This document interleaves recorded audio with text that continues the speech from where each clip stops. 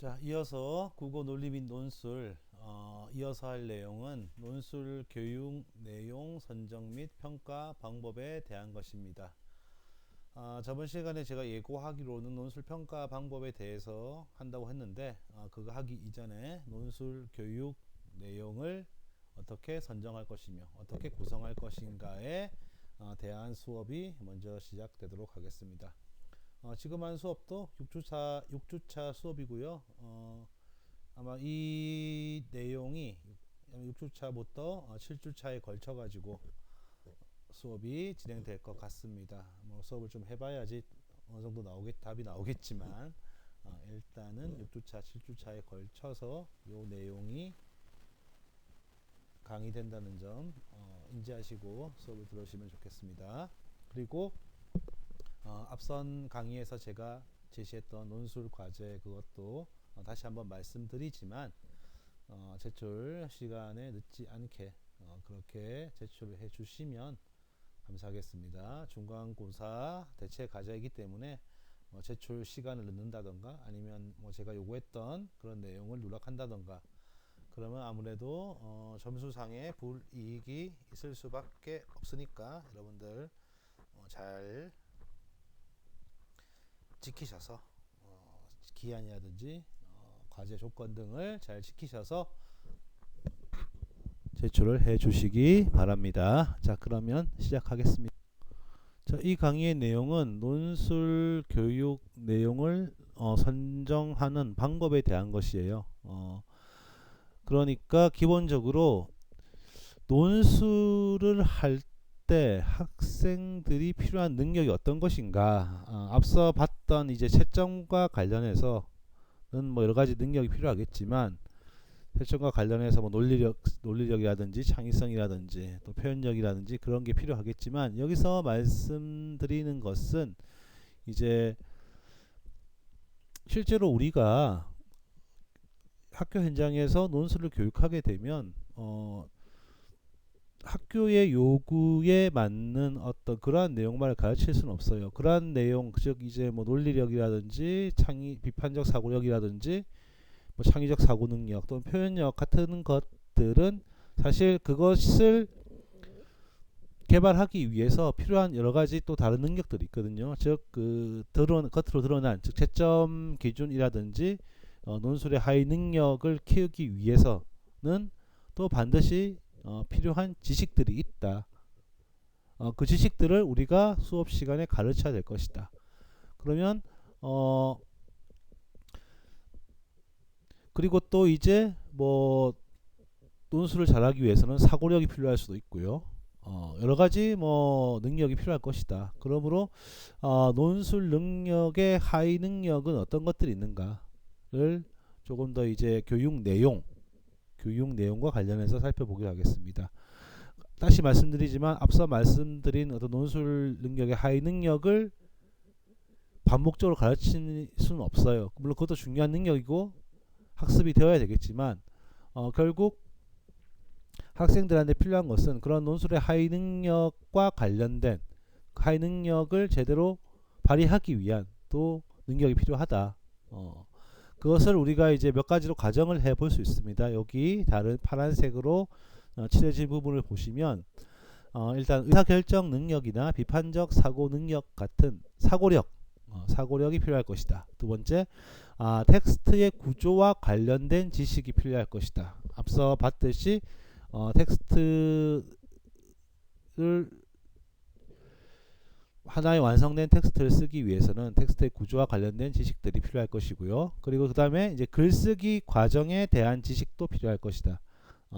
글을 뭐 쉽게 얘기하자면 쓰기 계획하기 단계부터 시작해서 고쳐 쓰기 단계까지 여러 단계가 있죠. 뭐 내용 생성하기, 내용 조직하기, 초고 쓰기, 그리고 이제 뭐 고쳐 쓰기 등등의 단계가 있는데 그 각각의 글쓰기 단계에 대한 지식이 필요할 것이다 라고 볼 수도 있고요. 그리고 마지막으로 이제 범교과 작문 능력이 필요할 것이다 라고 볼 수 있습니다. 그리고 이러한 능력들이 다 모여서 논술 능력을 구성할 것으로 우리가 생각할 수 있습니다. 그래서 이러한 뭐 가정은 당연한 거겠죠. 우리가 사고력, 텍스트 구조와 관련된 지식, 그리고 글쓰기의 과정에 대한 지식, 범교과, 작문 능력 등이 배양되었을 때 논술 능력, 앞서 봤던 논술 능력을 제대로 발휘할 수 있을 것이다 라고 볼 수 있습니다. 그렇다면 이제 각각의 능력이 어떤 것이 있는가를 먼저 살펴보도록 하겠습니다. 첫 번째 이제 사고력 관련 능력은 첫 번째 이제 의사결정 능력이 있습니다. 그러니까 복잡한 상황에서 다양한 불확실성을 제거하여 자신의 생각을 명확하게 정하는 것으로 불확실성을 효과적으로 줄이기 위해서는 체계적인 사고의 과정이 필요하다. 문제가 요구하는 상황이 굉장히 복잡하단 말이죠. 그런 복잡한 상황에서 여러가지 불확실성이 드러날 수밖에 없는데, 즉 문제와 관련 없는 내용들이 드러날 가능성이 높은데, 이럴 때 어떻습니까? 자신의 생각을 명확하게 정함으로써 다가오는 여러가지 불확실성들을 효과적으로 제거할 수 있는 그런 체계적인 사고의 과정이 필요하다는 것이죠.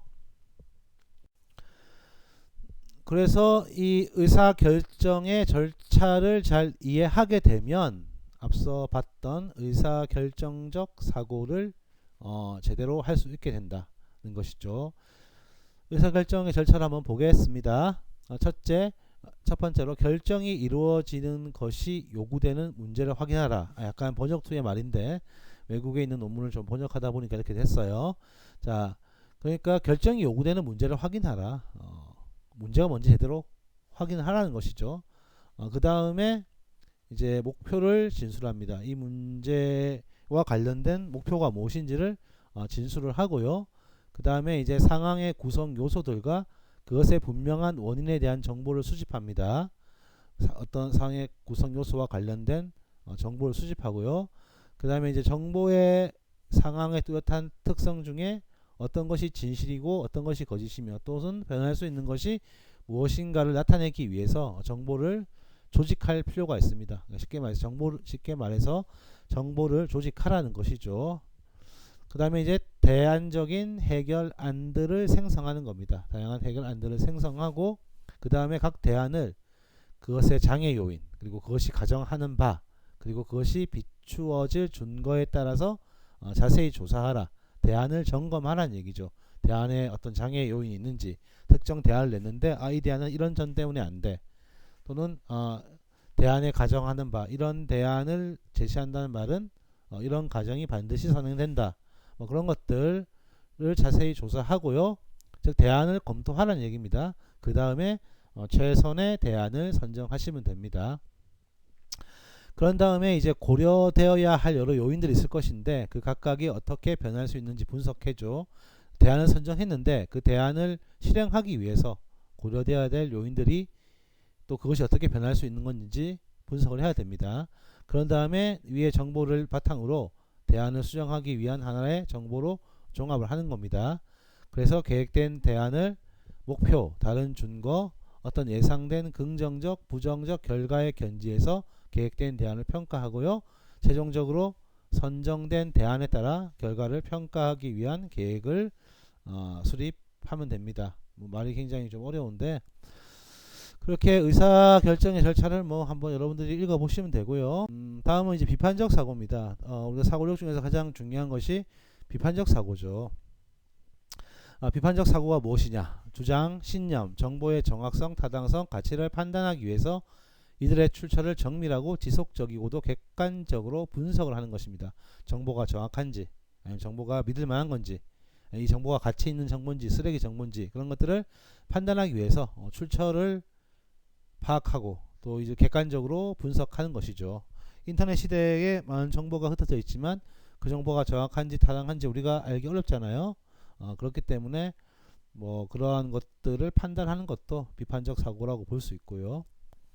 그러니까 이제 인터넷 시대 때 막 우리가 사람들이 자신이 주장하는 글을 주장하는 내용을 뒷받침하기 위해서 각종 자료들을 끌어옵니다. 그런데 이제 그 자료의 출처를 밝히지 않는다든지 출처를 밝히는데 그 출처가 그다지 신빙성이 가지 않는다든지 그러면 좀 문제가 되겠죠.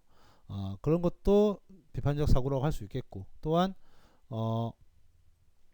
지속적이고도 객관적으로 어떻게 그런 어떤 정보라든지 주장이라든지 신념 등을 객관적으로 분석하는 겁니다.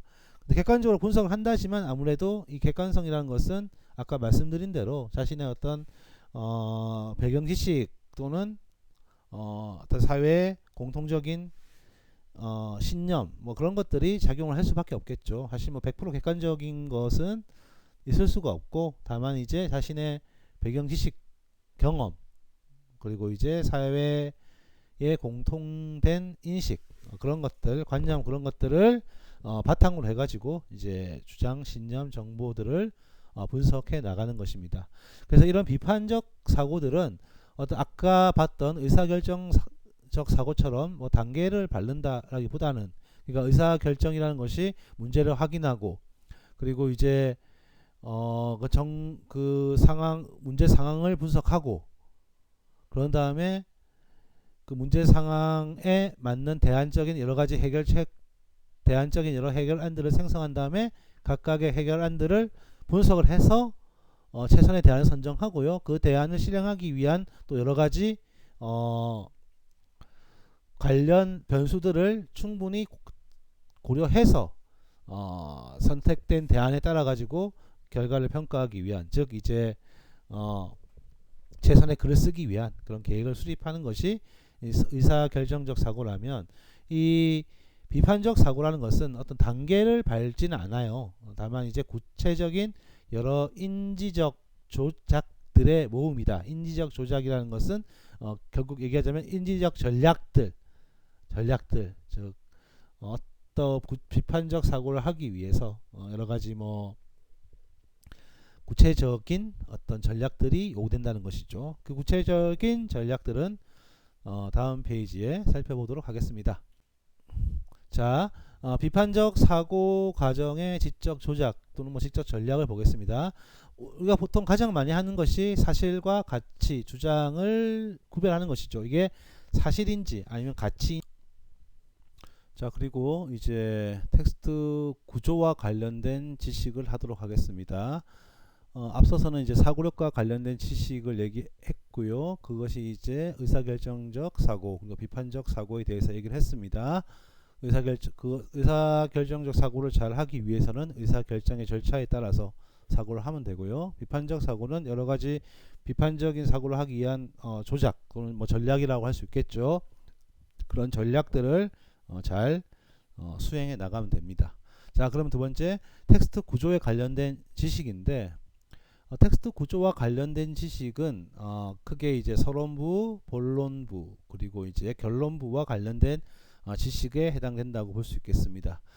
자, 서론부에 해당되는 지식을 먼저 살펴볼게요.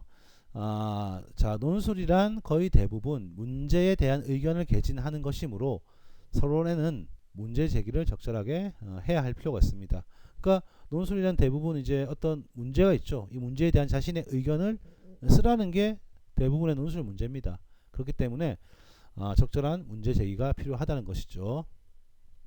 두 번째, 자, 문제를 제기할 때는 항상 나의 논술문을 읽게 될 사람이 주제를 알지 못한다는 가정에서 출발하는 것이 적절하다. 그러니까 우리가 글을 읽는 사람이 면접관이다. 면접관이 아니죠. 채점관이다 라고 생각하고 당연히 알겠거니라고 쓰지 말고요. 하나의 완성된 글을 쓰는 것이 목적이기 때문에 주제를 알지 못한다는 가정에서 출발해야 됩니다. 그래야지 완성된 글을 쓰는 것이지 주제를 어느 정도 그러니까 명확하게 제시를 하라는 것이죠. 주제를 명확하게 제시를 하라는 것이죠. 그렇지 않으면 글의 완성도가 떨어질 수밖에 없습니다. 그리고 이제 곧바로 문제에 대해서 다루기보다는 읽는 이에게 문제가 어떠한 맥락 속에서 위치하는가를 설명해 주는 것이 필요하다라는 겁니다. 예를 들어서 뭐 사형 제도에 대한 이야기를 한다. 사형 제도에 대해서 뭐 여러 글을 참고해서 본인의 입장을 밝혀라라고 한다면 이 사형 제도가 나는 사형 제도에 찬성한다 또는 반대한다라고 바로 문제를 다루기보다는 이 사형 제도가 뭐 최근에 뭐 실제로 우리나라의 경우는 1998년 이후로 사형 제도는 남아있지만 사형이 한 번도 시행되지 않은 그러니까 실질적 사형 폐지 국가다. 그럼에도 불구하고 현재 뭐 여러 끔찍한 범죄들이 있기 때문에 또 사형제도에 대해서 부활을 사형제도가 실질적으로 이루어지는 것을 주장하는 사람들도 있다. 뭐 이런 식으로 이제 맥락을 밝히라는 것이죠. 아니면 뭐 역사 얘기는 쓰지 말고 반드시 이제 그냥 바로 최근에 뭐 여러 어떤 흉악 범죄들이 벌어지고 있다. 현재 사형을 실시하고 있지 않은 실질적 사형 폐지국인 우리나라에서 사형수들을 국민의 세금으로 먹여 살리는 것에 대한 어떤 뭐 부정적인 여론들이 있다. 그런 식으로 이제 웬만하면 자신이 주장하고자 하는 방향과 방향에 맞게 좀 이제 관련 맥락을 조작하는 것도 필요하겠죠. 예. 문제의 맥락을 조작하는 게 필요하겠죠. 사형제도에 찬성을 한다면 사형제도의 부활, 그러니까 우리나라가 지금 사형을 하고 있지 않는데 실제로 사형을 실시하는 것에 찬성을 한다면 어떤 그 최근의 흉악 범죄 같은 것을 좀 부각시킬 필요가 있고요. 그런 흉악 범죄의 맥락을 부각시킬 필요가 있고요. 만약에 뭐 사형이라는 것에 대해서 반대를 한다면 이제 뭐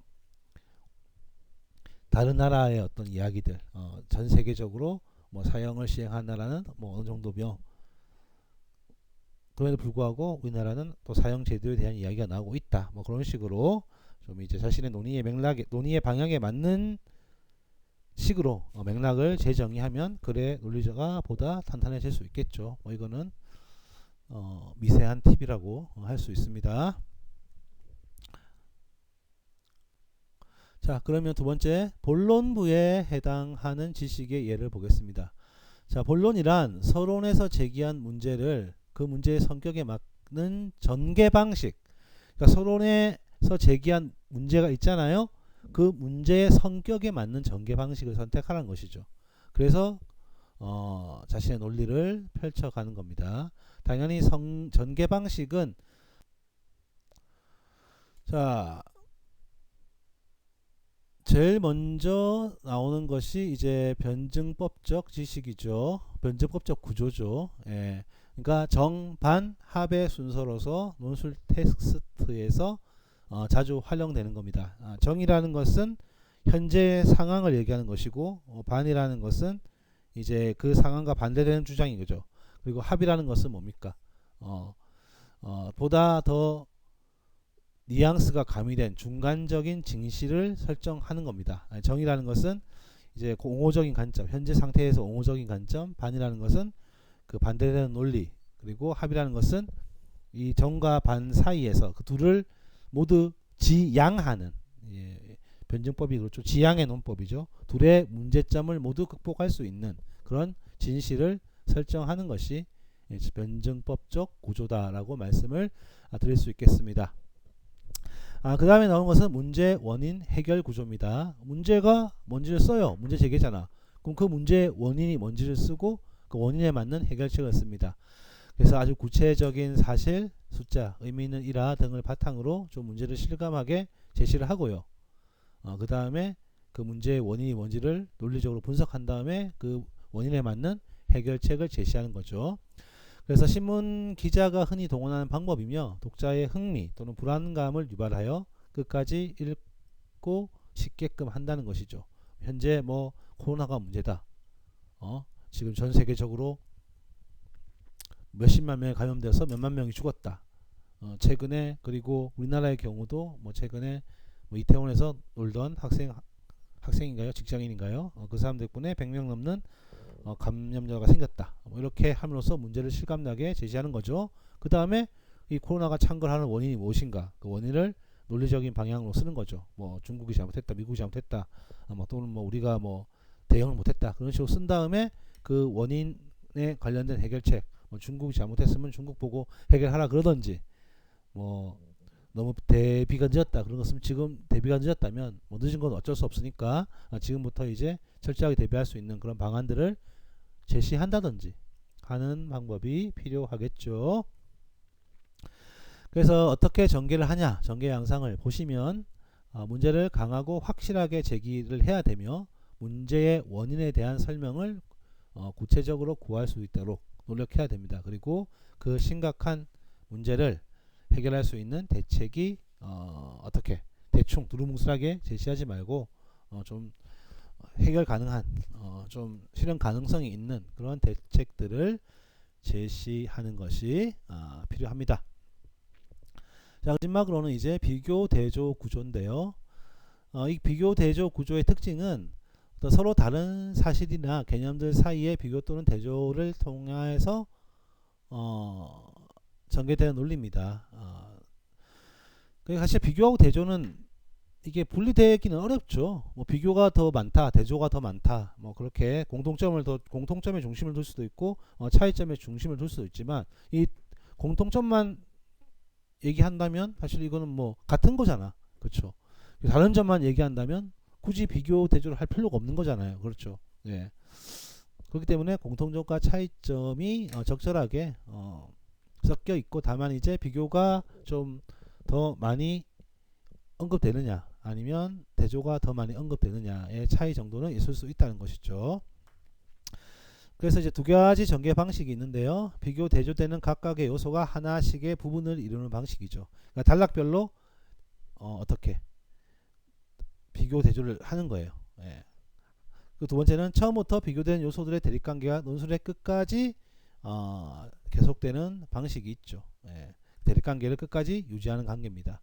그래서 전개 양상을 보자면 첫 번째 비교 대조되는 각각의 요소가 하나씩의 부분을 이루는 방식은 보통 세 토막으로 이루어집니다. 제1항은 비교 대조 제시, 2항도 비교 대조 제시하고요. 마지막에는 앞에 두 부분에서 언급된 사실들과 상호 비교 혹은 대조에서 얻어낸 반성적 생각을 언급하면 됩니다. 세 토막으로 이루어진다고 했는데 1항, 2항 같은 경우는 뭐 하나 정도 더 할 수 있어요. 그러니까 네 토막으로 1, 2, 3항을 비교 대조로 제시하고 마지막에 그 비교에서 언급된 사실들을 비교 혹은 대조에서 얻어낸 반성적 생각을 서술하면 됩니다. 그리고 처음부터 비교되는 요소들의 대립관계가 논술의 끝까지 전개되는 방식은 맨 처음에 예고했던 두 가지 항의 비교를 논리가 전개되는 동안 줄곧 변함없이 계속하는 방법이죠. 그러니까 두 가지 항의 비교 논리를 끝까지 계속 함으로써 이제 그 논리의 일관성을 유지하는 그런 방법이다 라고 보시면 되겠습니다. 그리고 그 다음에 이제 설명, 예증 및 해석 구조입니다. 특징을 보자면 인용 문구가 뭐 직접 제시되는 경우 활용할 수 있다는 것이죠. 짤막한 인용 문구에 대해서 당장 논평을 가한 일은 삼가고 일상의 경험, 독서 경험을 통해서 그 의미를 풍부하게 해석하라. 예를 들어서 인간이 된다는 것은 책임을 질 줄 안다는 것이다 라는 말을 해석하고 자신의 견해를 밝혀라와 같은 논술 시험을 푸는 경우에는 처음에는 다른 사람에 대한 책임의 문제로 시작해서 다음에는 자기 자신에 대한 책임의 문제로 옮아가는 식으로 발전이 이루어지도록 그렇게 논지를 해석하는 것이 좋다. 바로 이제 거기서 논평을 가하는 것보다는 어떤 좀 약간 변죽을 좀 울려준 다음에 주변의 이야기를 살짝 끌어준 다음에 어떻습니까? 본격적으로 책임을 질 줄 안다는 것이다 라는 것에 이야기를 하는 방법도 있고요. 아니면 여기 얘처럼 다른 사람에 대한 책임의 문제에서 자신의 책임에 대한 문제로 좀 발전이 느껴지도록 배열을 하란 말이죠. 처음부터 바로 이 인용 문구를 해석하지 말고 논평하지 말고 차근차근히 논의를 해 나가는 것이 좋다 라는 것이 이 설명, 예증 및 해석 구조의 전개 양상이라고 볼 수 있겠습니다. 자, 그리고 텍스트 구조 관련 지식 중 마지막은 결론부에 해당하는 지식입니다. 결론부는 뭐 다 아시다시피 지금까지 이끌어온 논증의 귀결이기 때문에 논리적 측면에서 앞에서 기술한 내용과 긴밀한 관계를 맺고 있어야 됩니다. 그리고 독자가 읽어보았을 때 논술문의 다른 모든 내용들과 결론 사이에 필연적인 관계가 있다는 느낌을 갖도록 해야 된다. 즉 결론에서는 뭐 새로운 내용을 쓰게 되면 안 되겠죠. 결론은 정리를 하는 겁니다. 그렇기 때문에 앞서 언급한 내용과 긴밀한 관련을 맺고 있는, 보통은 이제 요약을 많이 하죠. 요약을 하게 되던가 아니면 이제 앞서 했던 내용을 바탕으로 해서 요약을 한 다음에 뭐 재언을 한다든가 해서 뭐 이렇게 하자, 저렇게 하자, 요렇게 하자, 그런 식으로 해 나가는 것이죠. 뭐 이렇게 예를 들어서 사용 제도를 폐지해야 된다라고 한다면 폐지해야 된다라고 주장을 했고, 그에 대한 어떤 본론에서 다양한 논거들을 밝혔다. 뭐 사용제도를 폐지해야 되는 이유 1, 2, 3 해가지고 다양한 어떤 논증을 하고 그에 대한 논거를 댔다. 그렇게 된다면 마지막에는 이제 앞서 했던 주장들을 요약을 하고, 그리고 이제 재원을 할 수 있겠죠. 뭐 사용제도가 폐지된다고 해서 흉악범죄가 없어지는 것은 아니기 때문에 어떤 범죄를 예방하는데, 처벌보다는 예방에 좀 더 뭐 관심을 가지자, 그런 식으로 이제 얘기를 할 수 있겠지.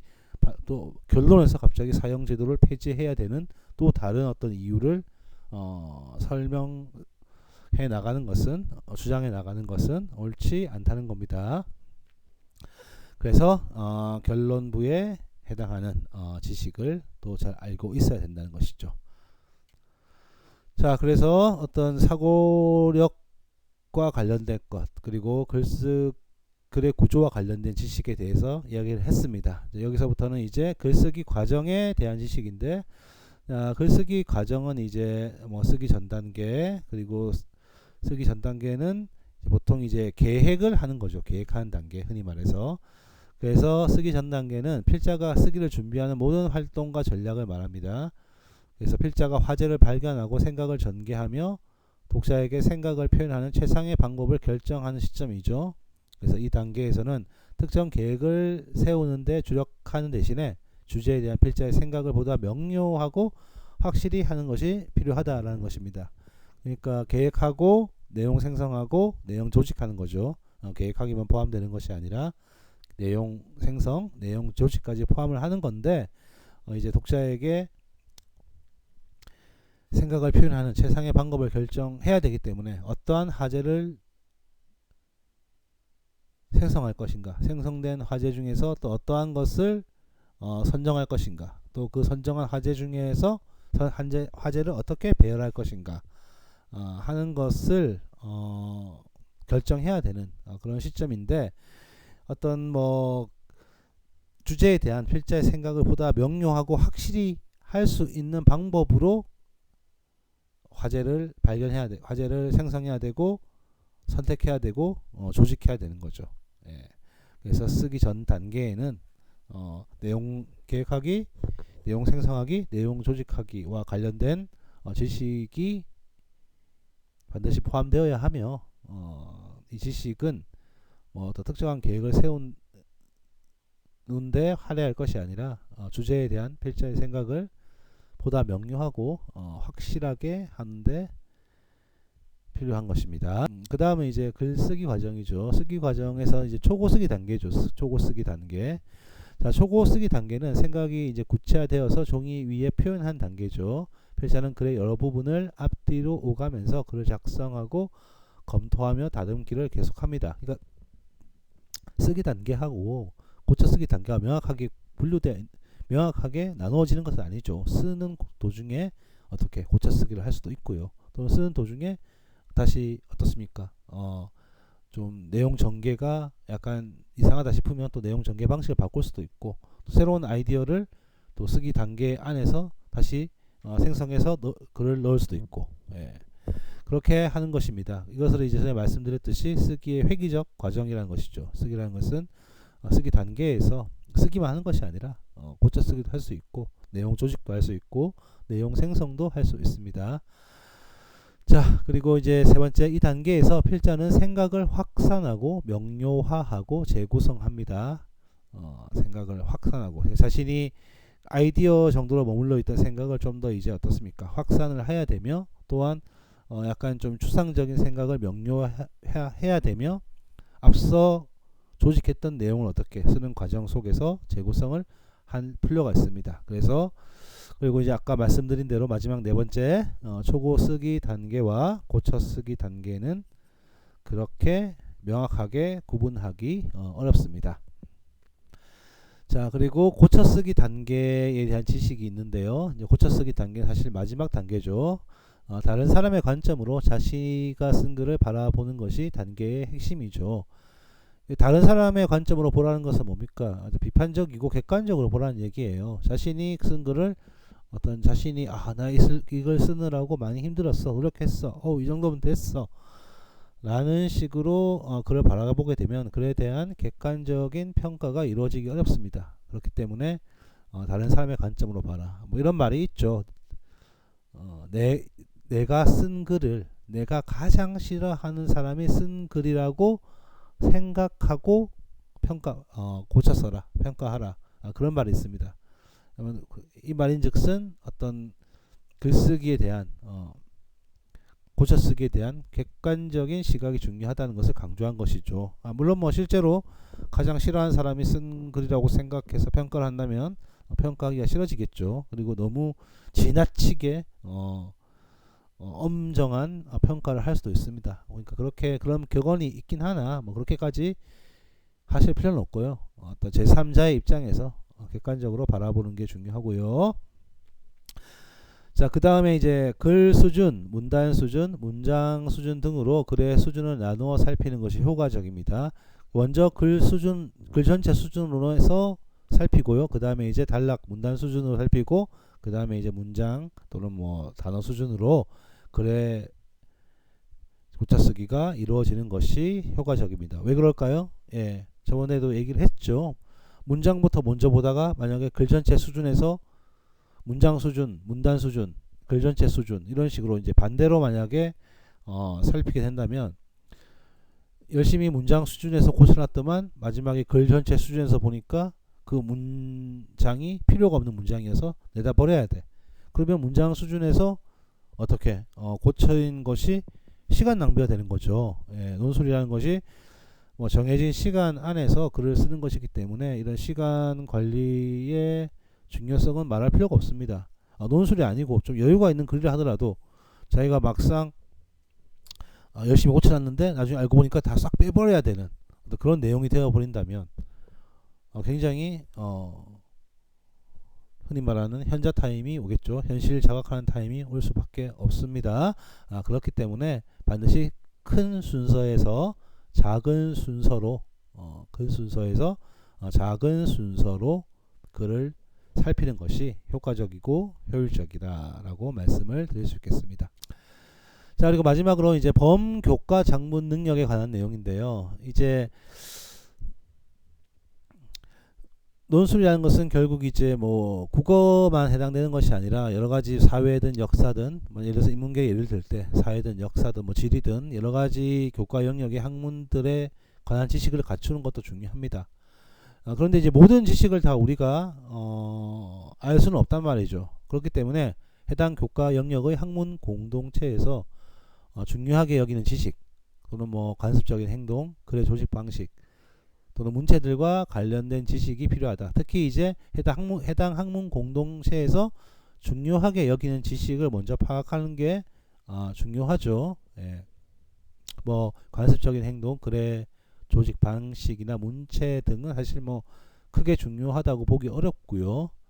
그건 사실 뭐 그 해당 학문을 공부하면서 자연스럽게 우리가 익히는 것이 되기 때문에 가장 중요한 것은 예를 들어서 역사를 하면 역사 쪽에서 중요하게 여기는 지식은 무엇인가, 뭐 근현대사 쪽인가, 뭐 왕조사보다는 문화사를 중요시 여기나, 뭐 그런 것들을 파악할 필요가 있고요. 지리라면 단순히 뭐 어떤